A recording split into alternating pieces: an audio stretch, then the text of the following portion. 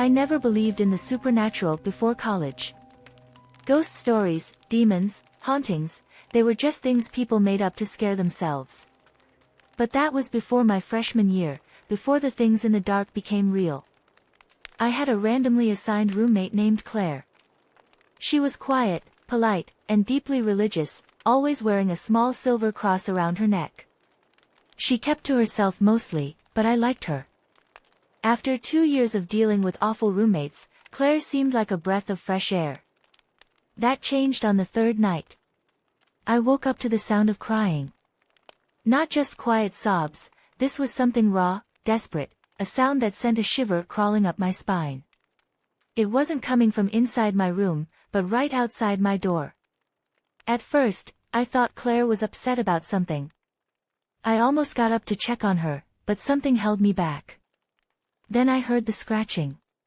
Soft, deliberate. Fingernails dragging against the wood of my door.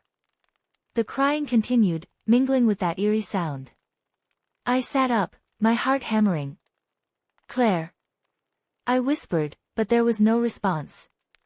I forced myself out of bed and cracked the door open just an inch. The dorm was dark except for the faint glow of the kitchen light. Claire stood in the middle of the living room, barefoot, her head tilted back slightly as she swayed from side to side. Her eyes were shut, but she was mumbling, words I couldn't understand. Then, slowly, she turned her head toward me. Her eyes remained closed, but she knew I was there. She reached for something on the kitchen table, her movements unnaturally slow. A pencil. With a shaking hand, she began scrawling on the wooden surface of her bedroom door. A jagged symbol, circles within triangles, lines intersecting in unnatural patterns. "Claire." My voice barely worked. She didn't answer.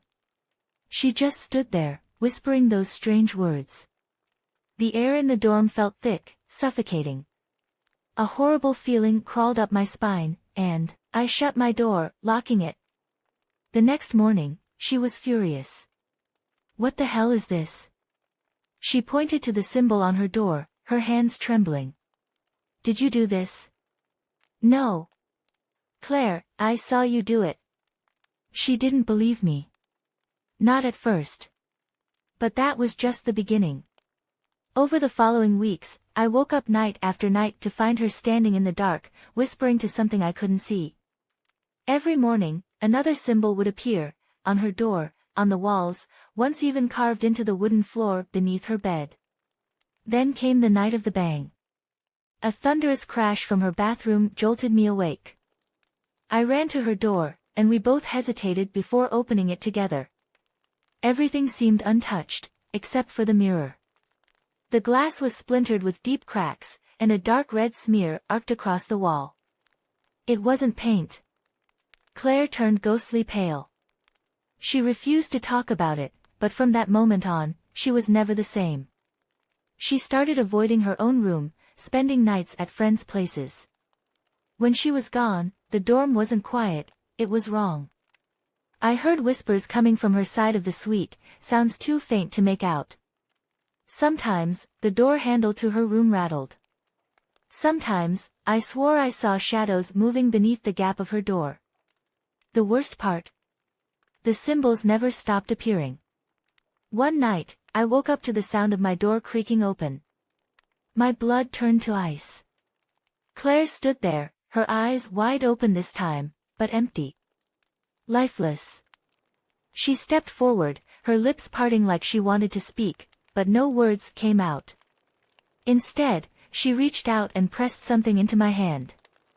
A torn piece of paper. It had the same symbol on it.